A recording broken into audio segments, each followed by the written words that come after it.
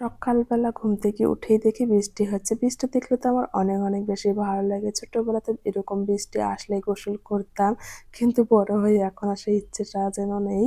এদিকে আমি ডক্টরের কাছে এসেছি। আমার সঙ্গে তো মুরসালিনও এসেছে কিন্তু আজ তাই ও ঘুমিয়ে পড়ে সেজন্য ওকে না ডেকে তুলে ওখানে ঘুম পাড়িয়ে দিলাম। আসসালামু আলাইকুম এভরিওয়ান, আপনারা সবাই কেমন আছেন?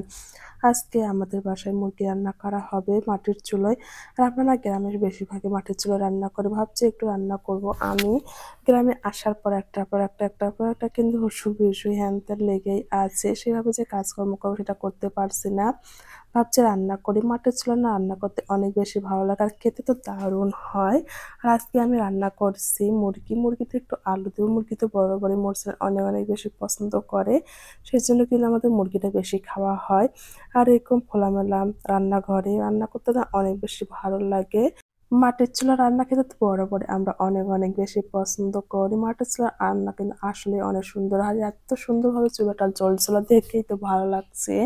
এখন একটু রান্নাবান্না করব। এখন বাজে কিন্তু প্রায় ১২টা। ১২টার দিকে কিন্তু আমি রান্নাবান্না করছি। যেহেতু আমরা সকালবেলা একটু রান্নাবান্না করেছি। এরপর মুরগি নিয়ে এসেছে ভাবছি এগুলো রান্নাবান্না করি। আর এদিকে যে বাসায় এসে কিছু কাজ করব সেটা করা একেবারে হচ্ছে না। এদিকে আমার ক্যাবিনেটটা যেন কিরকম হয়ে গেছে বুঝতেই পারছি না। কিভাবে গুছিয়ে নেব? এটা গুছাতে গেলে না সারাটা দিন কেটে যাবে। এত, এত পরিমাণে জিনিস জানা আছে সবগুলো কিন্তু বের করতে হবে। আবার রেখে দিতে হবে। এতে কিন্তু অনেকটা সময় লেগে যাবে। ভাবছি আজকে করব না। এরপর যখন আসবো তখন সমস্ত কিছু সুন্দর করে গুছিয়ে নেব। যেহেতু আমার দাদার প্রবলেমের কারণে ডক্টরের কাছে যেতে হচ্ছে। প্রায় ৬ থেকে ৭ দিন কিন্তু যেতে হবে। এভাবে যাওয়া আসা করলে না আমার একদমই খারাপ লাগে। প্রত্যেকটা দিন কিন্তু যেতে হচ্ছে। আর এখানে আমার চাচী আম্মার কিছু লাউ শাক এত সুন্দর লাগছিল দেখতে। এখান থেকে আমরা কিছুটা পরিমাণে লাউ শাক কেটে রান্না করেছি।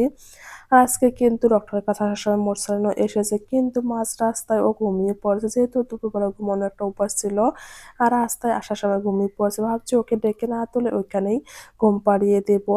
ওকে কিন্তু আমি কোলে করে নিয়ে এসে এখানে একটা সোফা ছিল এখানেই ঘুম পাড়িয়ে দিলাম। ভাবছি একটু সময় ঘুমালে হয়তো ওকে ভালো লাগবে। আর কাঁচা ঘুম থেকে ডেকে তুললে না ও কিন্তু অনেক বেশি রেগে যায়।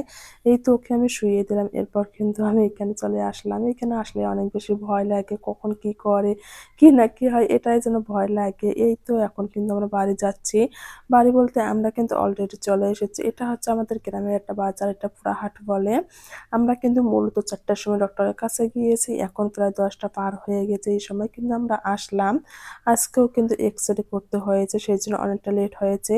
এটা হচ্ছে পরের দিনের ভিডিও। গ্রামে এসে না একটার পর একটা যেহেতু সমস্যা চলে এসেছে, সেভাবে যে ভিডিও শুট করব সেটা কিন্তু করা হচ্ছে না। প্রত্যেকদিন অল্প, অল্প করে একটু ভিডিও শুট করেছি। আর আমি কিন্তু কয়েকদিন ধরে নিয়মিত একেবারে ভিডিও দিতে পারিনি। সকালবেলা ঘুম থেকে উঠে দেখি এত পরিমাণে বৃষ্টি। বৃষ্টি দেখি তো মনটা অনেক, অনেক বেশি ভালো হয়ে গিয়েছে। এগুলো হচ্ছে কাঁচা কলা আমার আপুর গাছের। গ্রামে থাকলে কিন্তু টাটকা, টাটকা সবজি সমস্ত কিছু কিন্তু খাওয়া হয়। হাতের কাছে কিন্তু সমস্ত কিছু পাওয়া যায়। আমার আপু কিন্তু কলা লাগিয়েছে সেটা বড় হয়েছে। নিজের হাতে লাগানো সবজি খেতে কিন্তু অনেক বেশি ভালো লাগে। এই তো আমার আপু কিন্তু কলাটা কেটে রেখে দিয়েছে। এখন সবাইকে একটু, একটু করে দিবে। গ্রামে না এই জিনিসটা আমার অনেক, অনেক বেশি ভালো লাগে। ওরা যতটুকুই থাকুক না কেন ওরা কিন্তু সবাইকে দিয়েই খায়। এটা দেখে তো আমার অনেক বেশি ভালো লাগে। এখন বিকেলবেলা আবারও সেই ডক্টরের কাছে যাচ্ছে। আজকে কিন্তু মোরসালিনকে নিয়ে যাবো না। যেহেতু ও ছোট্ট মানুষ, রাস্তায় ঘুমিয়ে পড়ে। ভাবছি ওকে নিয়ে যাবো না, আমিই যাই। এই তো আমরা সৈয়দপুর কিন্তু যাচ্ছি। চীনের মসজিদ পার হয়েছি। এই সৈয়দপুর রাস্তাটা না আমার অনেক, অনেক বেশি ভালো লাগে। দেখতে তো অনেক, অনেক বেশি সুন্দর। যেহেতু আমরা সৈয়দপুরে নেমে সৈয়দপুরে তো একটু প্রশংসা করতেই হবে, তাই না? প্রত্যেকটা দিন যাওয়া আসা করতে, করতে যেন এত বেশি খারাপ লাগছে। আমার এই জিনিসগুলো একেবারেই পছন্দ না। এক জায়গায় প্রতিদিন যাওয়া, ওয়েট করা আমি একেবারেই পছন্দ করি না। কিন্তু যেহেতু আমি অসুস্থ ইচ্ছে না থাকা সত্ত্বেও কিন্তু যেতে হবে। ভাবছি আজকে গেলে হয়তোবা আর যেতে হবে না। এর মধ্যে কিন্তু আমি দিনাজপুর চলে যাব। সবাই আমার এবং আমার পরিবারের জন্য বেশি, বেশি করে দোয়া করবেন। আমিও আপনাদের সবার জন্য দোয়া করব। সবাই ভালো থাকবেন, সুস্থ থাকবেন। আল্লাহ হাফেজ।